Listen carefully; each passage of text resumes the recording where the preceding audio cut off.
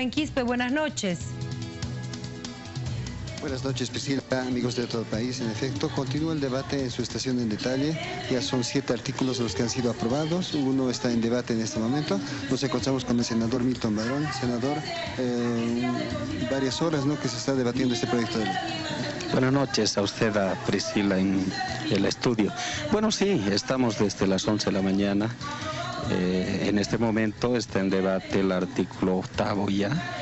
Supongo que en cuestión de una hora y media más ya concluirá la discusión de todos y cada uno de los artículos, y a partir de ello ya tendremos una norma aprobada, sancionada por el Senado, que ha de pasar posteriormente para su promulgación por parte del Poder Ejecutivo. ¿Cuántos artículos contempla esta norma?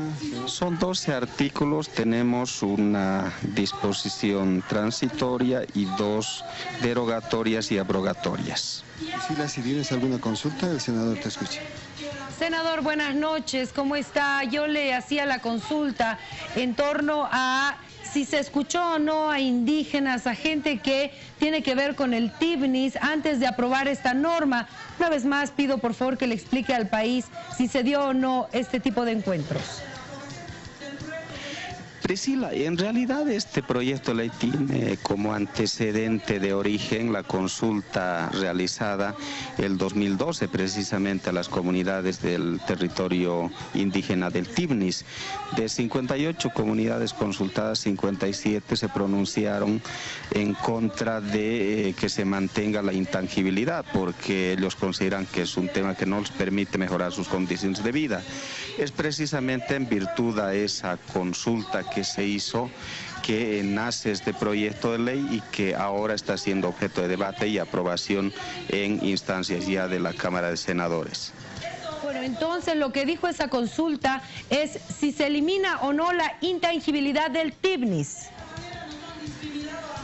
Así es, en realidad 2 preguntas fundamentales se hicieron. Uno, si los comunarios estaban de acuerdo con mantener o no la intangibilidad. Reitero, 57 comunidades de 58 consultadas dijeron que no estaban de acuerdo en mantener la intangibilidad.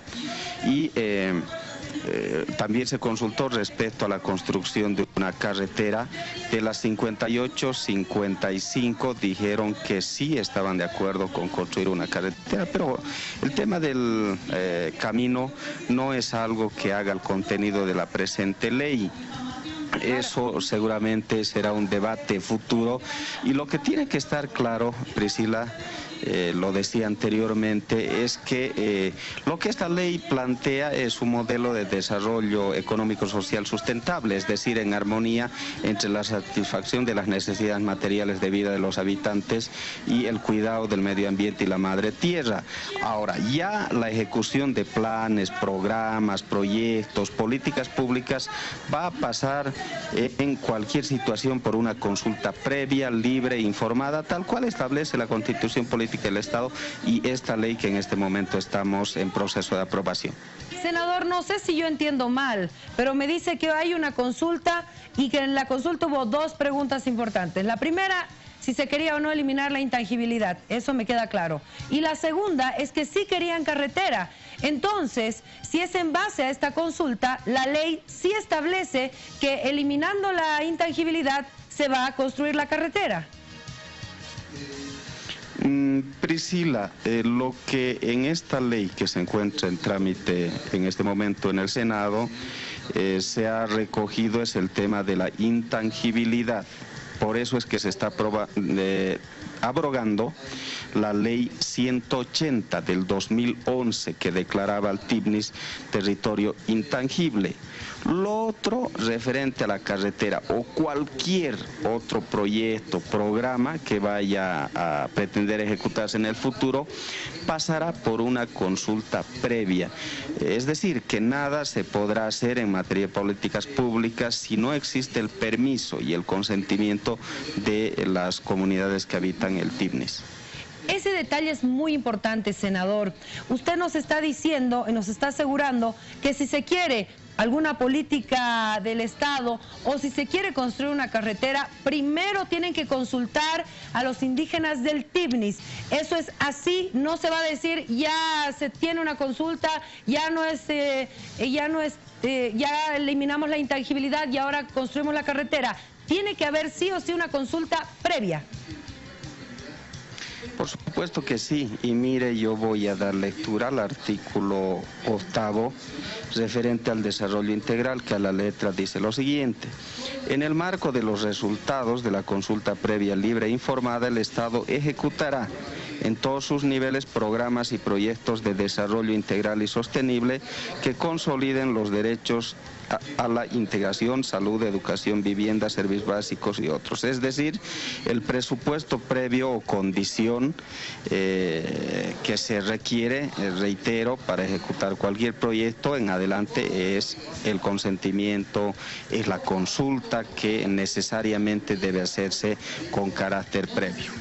¿Me podría leer el artículo 9, por favor? Porque fue uno de los más polémicos también. El artículo 9, Priscila, dice articulación e integración del Tibnis. Las actividades de articulación e integración que mejoren, establezcan o mantengan derechos de los pueblos indígenas, como la libre circulación a través de la apertura de caminos vecinales, carreteras, sistemas de navegación fluvial, aérea y otras, se diseñarán de manera participativa con los pueblos indígenas, debiendo cumplir la normativa ambiental vigente.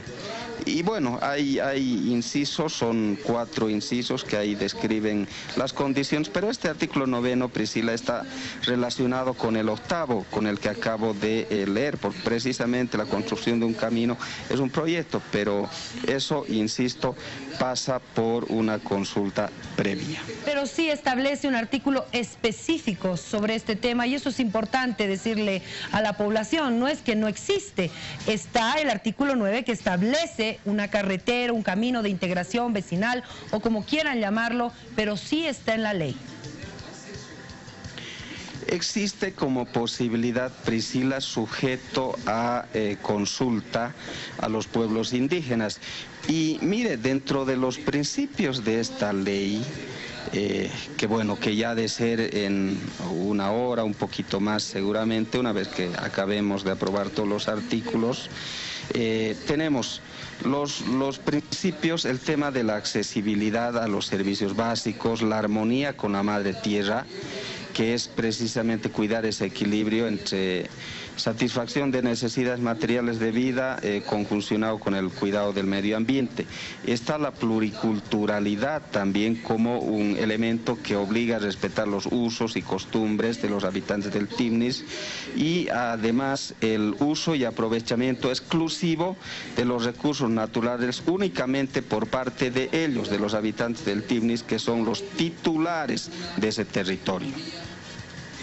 Perfecto, senador. Entonces vamos a estar pendientes de lo que vaya a ocurrir en minutos nada más en la Cámara de Senadores. Ha sido un placer tenerlo en el programa. Gracias.